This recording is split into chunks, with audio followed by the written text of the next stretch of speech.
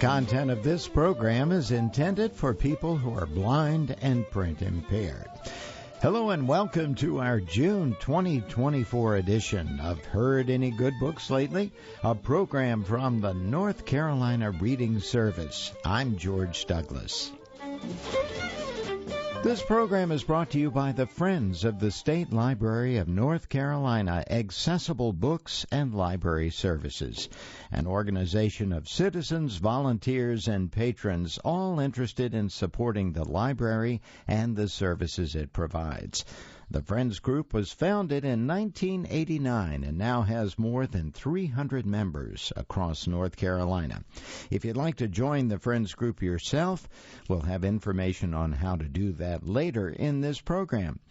The program is all about books available from the State Library of North Carolina, Accessible Books and Library Services. Now, the library has more than 86,000 titles in its collection.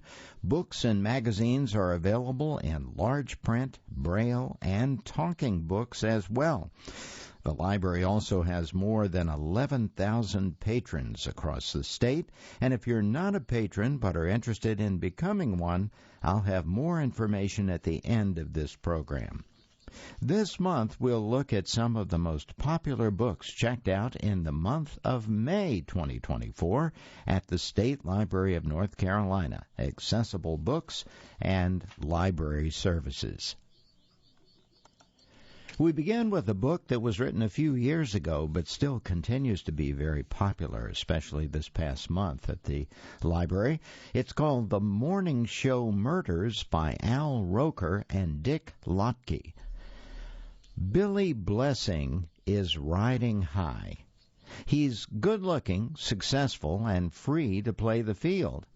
He's also the regular host of a cooking segment, Blessings in the Kitchen, on the popular morning show Wake Up America, and the owner of a profitable Manhattan bistro.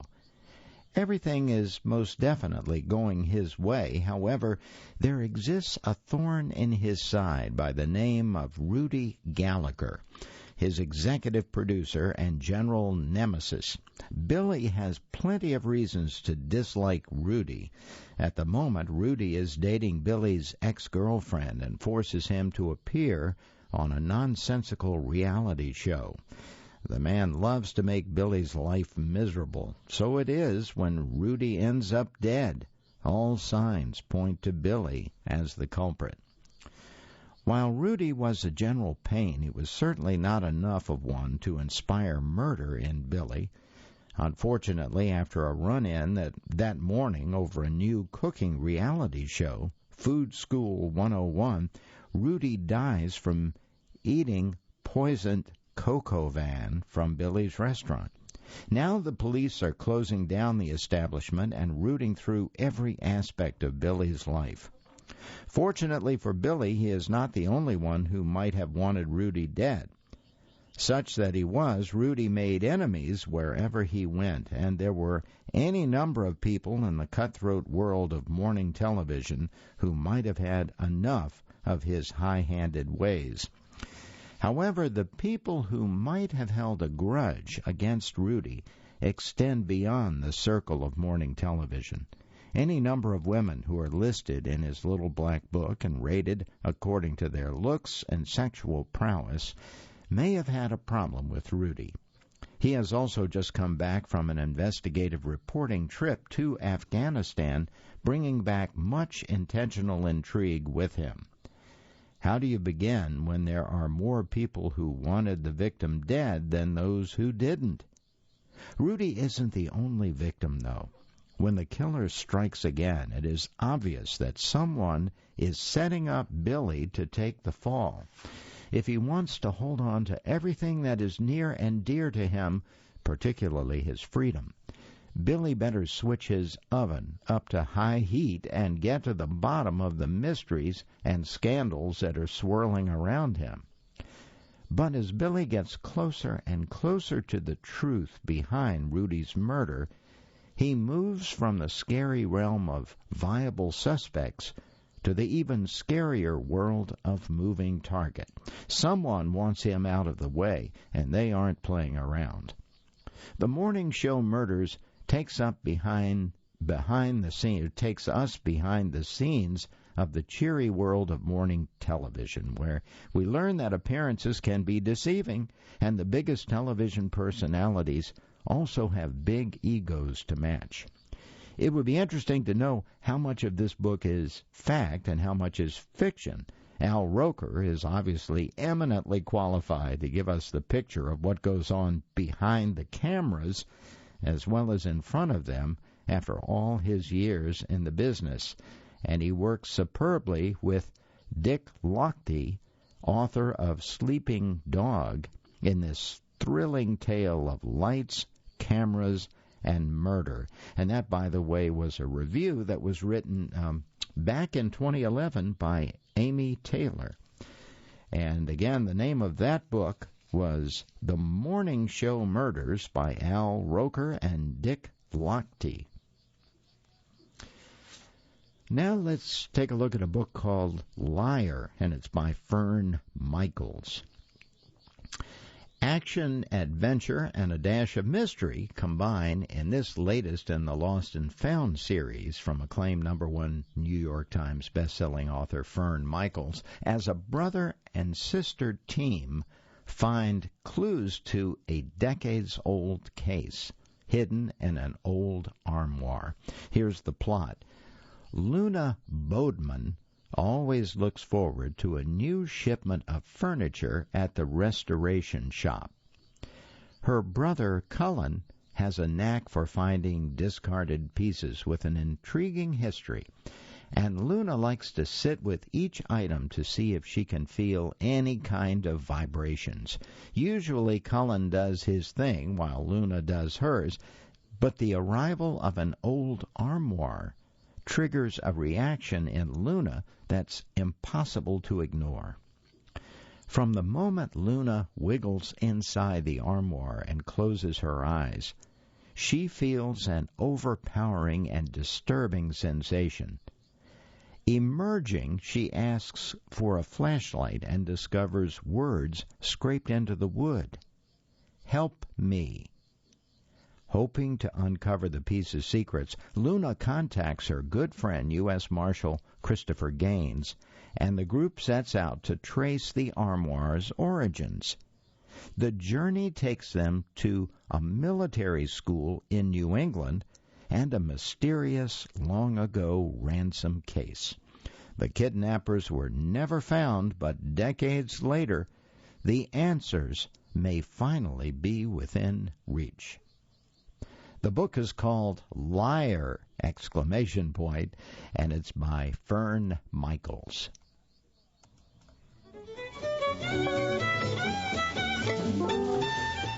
Now let's turn to a new book that's called The Teacher, and it's by Frida McFadden, and I'm going to read a review that was done just a few months ago in 2024 by Rebecca Monroe. Here's the plot. Eve Bennett is always being told how lucky she is, and in many ways it's true. She has a beautiful home, a fulfilling career, a shoe collection that would rival a socialite's, and a drop-dead gorgeous husband, Nate, who is blessed not only in the looks department but in the charm department as well. Every day he kisses her exactly once before they head to Kasem High School, where they work as teachers. Once when they get home and once in bed. They have sex on the first Saturday of every month and often entertain their shared friends for decadent home-cooked meals and wine. So why does Eve hope that every SUV she sees driving down the opposite side of the road will turn course and smash into them, ending it once and for all?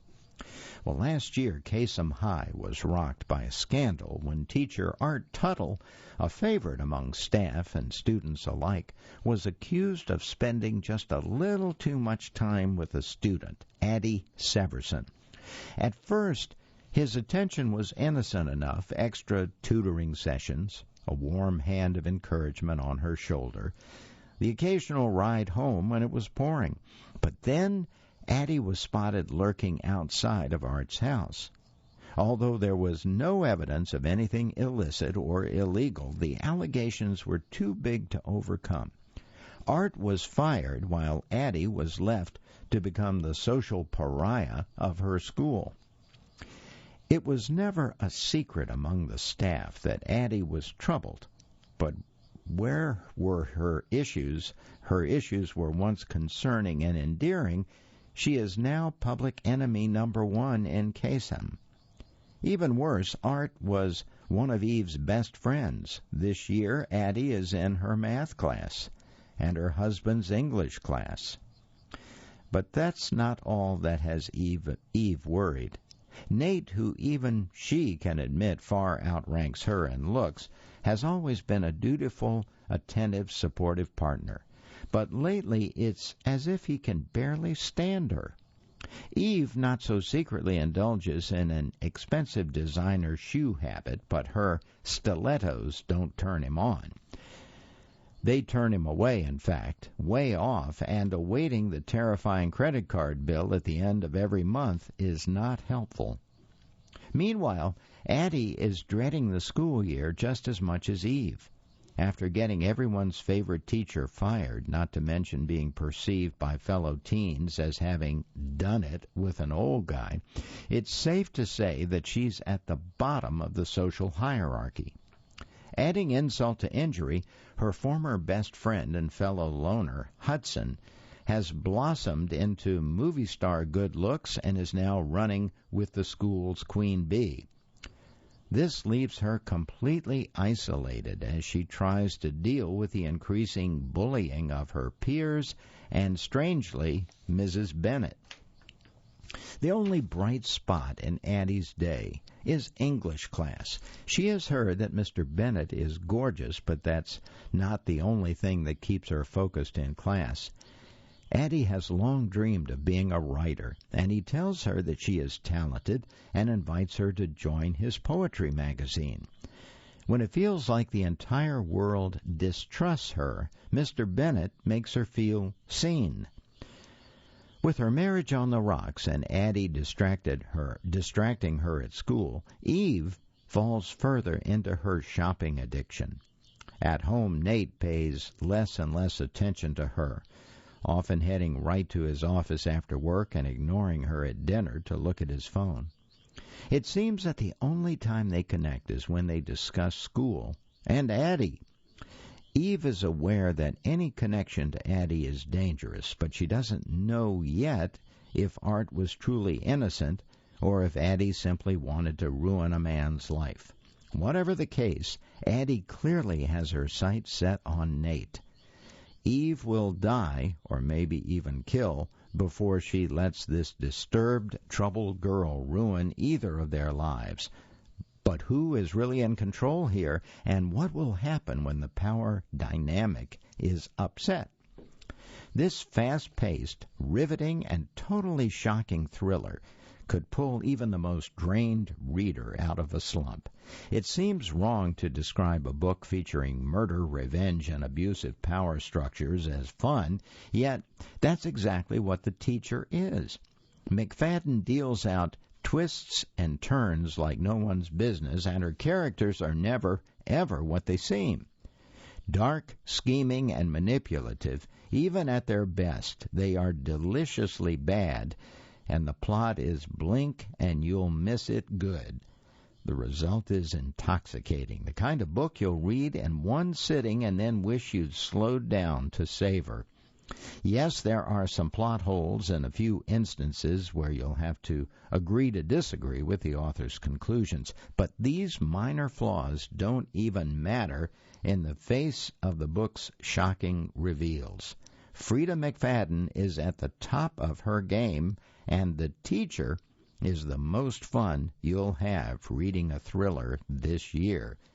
That review was written by Rebecca Monroe in February of this year, 2024, and once again, the book is called The Teacher by Frida McFadden. Now let's turn to another very popular author. We read about his books frequently on this program, It's called The Number One Lawyer, and it's by James Patterson. The writing machine that is James Patterson continues to roll forward with bestseller after bestseller. Add to that number his latest release, a standalone thriller that he wrote with Nancy Allen. Here's the plot. The action in The Number One Lawyer begins immediately and never lets up. Stafford Lee Penny, Mississippi's number one lawyer, is defending Daniel Caro, a well-respected OB-GYN who has been accused of having an affair with one of his patients, a young black woman named Aurora Gates. When Caro tried to break things off with the now pregnant Aurora, she was found floating in the nearby river, shot and brutalized, with both her and the fetus deceased. Well, making things worse for Penny is that District Attorney Henry Gordon James is Aurora's uncle and is obviously gunning for Caro's scalp, despite Penny's undefeated record in the courtroom. Good defense attorneys typically do not care if their clients are guilty or not. They're there to seek justice through the legal system and put the burden of proof squarely on the prosecution. That is definitely the case here, especially since Penny is feeling the pressure of defending a man whose father, Hiram Caro, was part of the Dixie Mafia and a local casino owner. The DA is seeking a double murder conviction. Penny's two closest friends, fellow attorney Mason Burnett and his personal private detective, Jenny Glazer, are there for him throughout the proceedings. He also must deal with his crumbling marriage to Carrie Ann, from whom he is now separated. Add to that some visitations from Hiram's heavies with threats that Penny step up his game to assure a win, and our hero is one extremely stressed-out individual. The case is wild and intense, with surprises around every corner that I will not give away here. When Jenny reports that there was a similar situation with the same M.O. involving another female patient of Caro's, the elements of morals and ethics begin to prey upon the defense team. The verdict comes back as not guilty on all counts, and the doctor is a free man. However, readers will note that this occurs not even at the midway point of the novel, and more excitement is sure to follow. Excitement is an understatement. Not long after the verdict has gone public, another tragedy rocks the area in the form of a 3-victim body count. Aurora's father breaks into Penny's home and shoots Carrie Ann and the local high school football coach with whom she had been sleeping before turning the gun on himself. Penny is deeply affected by this, and his world goes off the tracks as he dives to the bottom of every liquor bottle he can find, resulting in Mason and Jenny getting him placed in expensive rehab. When Penny comes out, he is clean but is no longer able to function as a full-time attorney. He ends up becoming a lifeguard for half the week and working the other half as a part-time, usually ineffective defense attorney. Just when things couldn't get much worse for him, his intern, Rue, is accused of killing Caro's wife. Now everything is reopened in both cases, and Penny suddenly finds himself fighting for his own life, as suspicion in the triple homicide and this latest murder all seems to be implicating him as the central figure. Can the number one lawyer in Mississippi get his act together and defend himself in court against a DA looking to crucify him? Patterson knows how to entertain readers, whether he is writing solo or with one of his many co-authors, and the number one lawyer is no exception. Just when you think you have figured this one out, there is another trick up Patterson and Allen's sleeve to keep your head spinning right up until the end. And this was a review by Ray Palin in March of this year, 2024. So this is a brand new book, and it's very popular. Once again, the book is called The Number One Lawyer, and it's by James Patterson, co-written with Nancy Allen.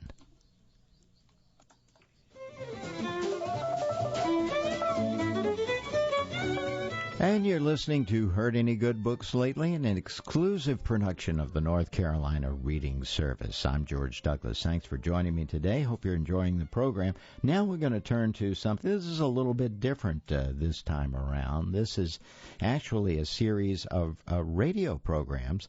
It's called The New Adventures of Nero Wolfe, Volume 1, Hollywood 360 Classic Radio Collection. And it was released in September of 2015 by Hollywood 360. This is a series that was created in 1934 by American mystery author Rex Stout. Nero Wolfe is one of the most iconic private investigators in crime fiction. As Watson did for Holmes, Archie Goodwin, Wolfe's confidential assistant, narrates the cases of the detective genius. Wolfe was an armchair detective who rarely left his luxurious brownstone in New York, so Archie would collect the facts and then report back to him. Wolfe would probably not have taken on many cases had he not needed his clients' money to pay for his two true passions, fine food and his orchid collection. Nero Wolfe first appeared on the radio on July 5th, 1943, in a short-lived NBC series starring Santos Ortega as Wolfe with Louis Van Rooten as Archie.